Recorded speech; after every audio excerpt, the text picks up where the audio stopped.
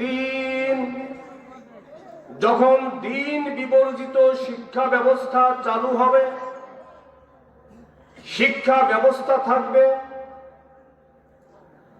শিক্ষা প্রতিষ্ঠান থাকবে, মানুষ শিক্ষিত হবে, কিন্তু সেই শিক্ষার সাথে দ্বীনি শিক্ষার দ্বীনি বুঝের সমন্বয় থাকবে না।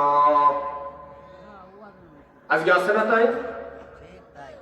বলেন তো, বর্তমান নট বাংলাদেশ, সমগ্র পৃথিবী যারা সবচাইতে বেশি ক্ষতি করছে, যাদের দ্বারা মানুষ সবচাইতে বেশি ক্ষতিগ্রস্ত হচ্ছে, যাদের কারণে পৃথিবীতে যুদ্ধ হচ্ছে, যাদের কারণে পৃথিবীর লক্ষ লক্ষ মানুষ মারা যাচ্ছে, যাদের কারণে পৃথিবীতে মানুষ পঙ্গু হচ্ছে, এতিম হচ্ছে, বিধবা হচ্ছে, সন্তানহারা হচ্ছে, তারা কি শিক্ষিত না অশিক্ষিত? শিক্ষিত।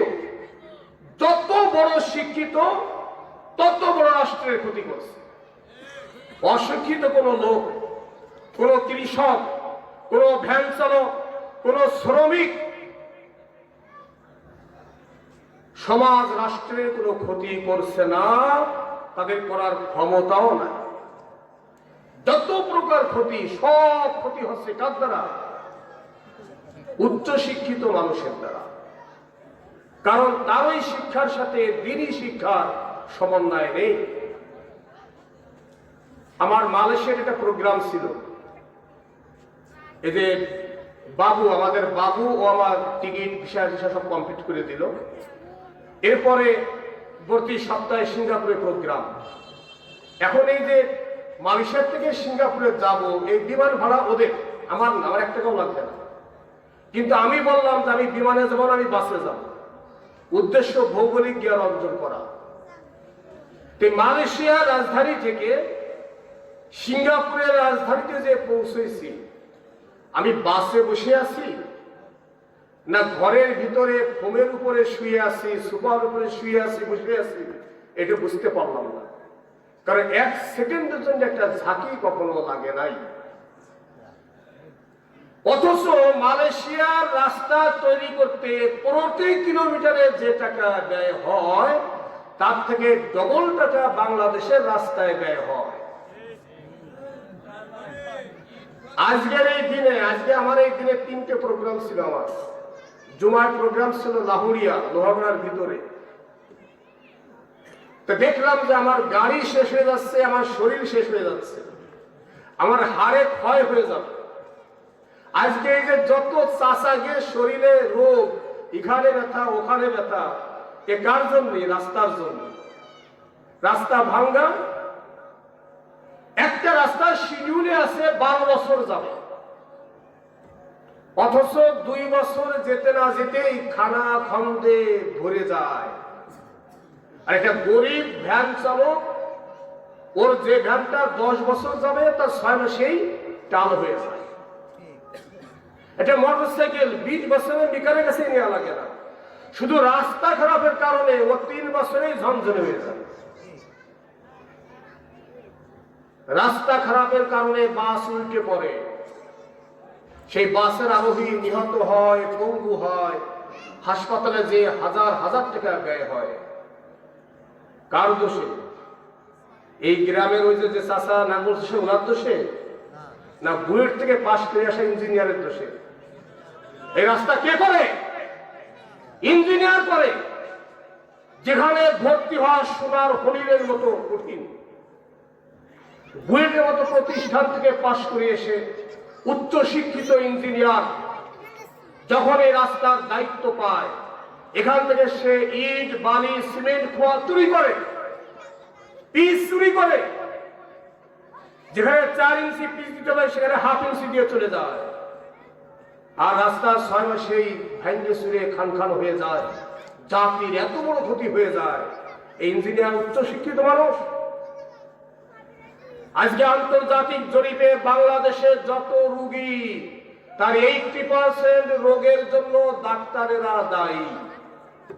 একজন উচ্চ শিক্ষিত ডাক্তার কোম্পানির কাছে আগে নিকে বসে, ও প্রাইভেট কার কোম্পানি থেকে উপহার নেয়। একটা গাড়ির দাম 20 লক্ষ টাকা, এখন সে কোম্পানির ওষুধ বেচে দেবে 40 লক্ষ টাকা। গাড়ি তো চেহারা দেখা যদি দিচ্ছে নাকি? এখন আপনি গিয়েছেন ডাক্তারের কাছে, আপনার ওষুধ লাগবে 2টা, ও লিখে দেয় 5টা। এই যে বাড়তি যে 3টে ওষুধ খালি খালি খাচ্ছেন, ওর রিয়াকশন আছে না? ওই রিয়াকশনে ওই ওষুধ খাওয়ার 5 বছর পর একটা নতুন রোগ হচ্ছে। আমার একটা ছাত্রের খুব সমস্যা, তা আমার ভারতে একটা প্রোগ্রাম ছিল, এজন্য ওর আব্বা বললো যে আপনি যখন যাচ্ছেন তা আমার ছেলেটাকে নিয়ে যান। ভারতের ডাক্তার দেখানোর পর ডাক্তার বলল 3টা ওষুধ খাওয়ার জন্য এই ছেলের এই রোগ হয়েছে। ওর কিডনি একটি মারাত্মক ইনফেকশন, সেটা হচ্ছে উচ্চ মাত্রা কি খাওয়ার কারণে? অ্যান্টিবায়োটিক খাওয়ার কারণে। অ্যান্টিবায়োটিক কে দিচ্ছিল? ব্যাংসার চাষা দিয়েছিল, ডাক্তার দিয়েছিল। ডাক্তার কেন দিয়েছে? লাগবে না, তারপরে কেন দিয়েছে? কারণ কোম্পানির কাছে টাকা নিয়ে আগে নিতে বসে আছে, ওর তো ওষুধ বেঁচেই দিতে হবে।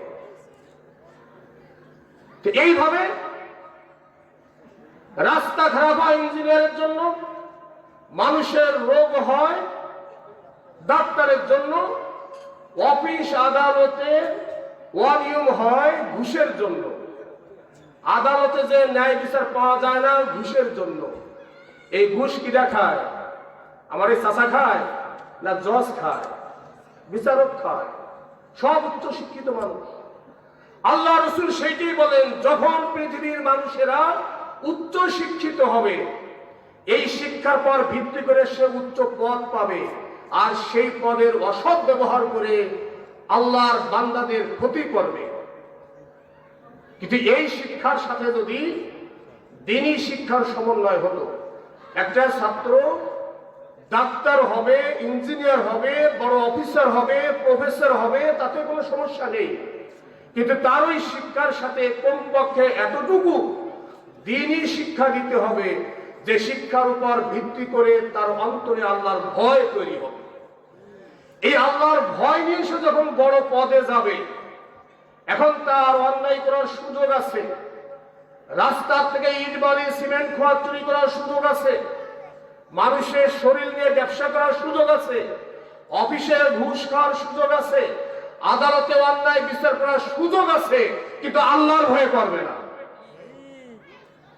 এর নামই হচ্ছে সাধারণ শিক্ষার সাথে দ্বীনি শিক্ষার সমন্বয়। আমি একবার বাংলাদেশ লিবিয়া 2 সরকারের যৌথ একটা প্রশিক্ষণে অংশগ্রহণ করেছিলাম। 45 দিনের প্রশিক্ষণ। এখানে বিভিন্ন রাষ্ট্রের খুব উচ্চ পর্যায়ের ব্যক্তিরা ক্লাস নিতেন। একদিন ক্লাস নিলেন ব্রিটিশ হাই কমিশনার, এত সুন্দর কথা বলে ক্লাস নিলেন, কিন্তু আমরা ওনার ইতিহাস জানি, ওনার দ্বারা হাজারো অকামের সৃষ্টি হয়েছে। বাংলাদেশের মতো বিভিন্ন রাষ্ট্রে সে পোস্টিং নিয়েছে, আর যে রাষ্ট্রে গেছে সেই রাষ্ট্রের ভিতরেই অনেক অকল্যাণকার বীজ বপন করে গিয়েছে। একদিন ক্লাস নিলেন ওই সময়কার বাংলাদেশের তথ্য মন্ত্রণালয়ের সচিব মহোদয়। তো উনি বললেন যে একদিন আমার বউয়ের সাথে খুব ঝগড়া হলো, তখন আমি ডিসি। উনি বলতেছেন যে আমি টাঙ্গাইলের ডিসি, এই সময় আমার বউয়ের সাথে ঝগড়া হলো। বউ বলল, তোমার সঙ্গে যারা ম্যাজিস্ট্রেট হয়েছিল তার মধ্যে প্রায় সবারই বাড়ি হয়েছে, গাড়ি হয়েছে, অনেক কিছু হয়ে গেছে, কিন্তু তুমি কিছুই করতে পারো নাই, আমাদের ভালো একটা শাড়িও কিনে দিতে পারো না। ঝগড়া হলো, মনটা খুব খারাপ। অফিসে এসে বসছি, প্রথমেই সাক্ষাৎ চালু একজন চেয়ারম্যান। সে চেয়ারম্যানের সময় পা জড়া ধরল, ধরে বলল যে স্যার, আমি ভুল করে এত টন চাউল আত্মসাৎ করেছিলাম। উনি ভুলাম নাই বলতেছে, এর জন্যই মামলা হয়েছে। মামলাটা আপনার ম্যাজিস্ট্রেট ওমর ফারুক সাহেবের কাছে। উনি হাফেজ মানুষ। উনি কি মানুষ? হাফেজ। ম্যাজিস্ট্রেট ওমর ফারুক আগে 30 পারার হাফেজ, ম্যাজিস্ট্রেট হয়েও সে তারাবির নামাজ পড়ায়। তো ওনার পিছনে অনেক ঘুরেছি স্যার, উনি কোনো মতে রাজি হয় না। আমার তখন বরখাস্ত হবো এবং জেলে চলে যাবো, আমার সারা জীবন যদি রাজনীতি শেষ, আমি জীবনে কখনো চেয়ারম্যান হতে পারবো না। স্যার এই নেন 5 লক্ষ টাকা, আমার ভবিষ্যৎ রাজনীতির জন্য, আমার এই চেয়ারম্যানই রক্ষা করার জন্য আমাকে বাঁচান।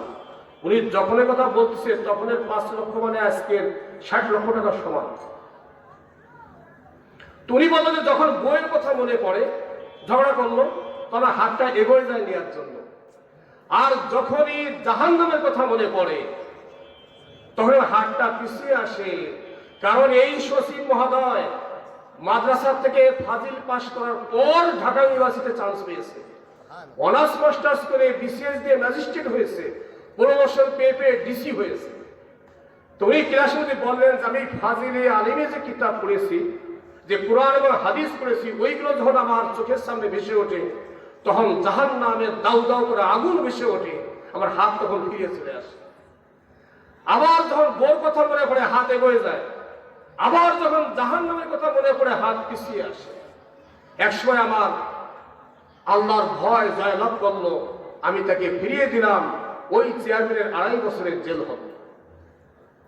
এই লোকটা ডিসি, সাথে আল্লাহর দ্বীনের বুঝ আছে, তার জন্য তার দ্বারা একজন অসৎ চেয়ারম্যানকে রক্ষা করা হয় নাই। কিন্তু যদি জাহান্নামের চিত্র তার চোখের সামনে ভেসে না উঠত, এই ঘুষ খাওয়া হারাম, এই ঘুষ খাইলে জাহান্নামে যেতে হবে, এই কথা যদি তার অন্তরে না আসতো, তাহলে সে টাকা নিত, এটা অসৎ চেয়ারম্যান বেঁচে যেত। এবার সে কয়েক টন চুরি করছিল, আগামীতে কয়েক হাজার টন চুরি করত। আল্লাহ রসুল বলেন যখন শিক্ষা ব্যবস্থায় দ্বীনকে বাদ দেওয়া হবে,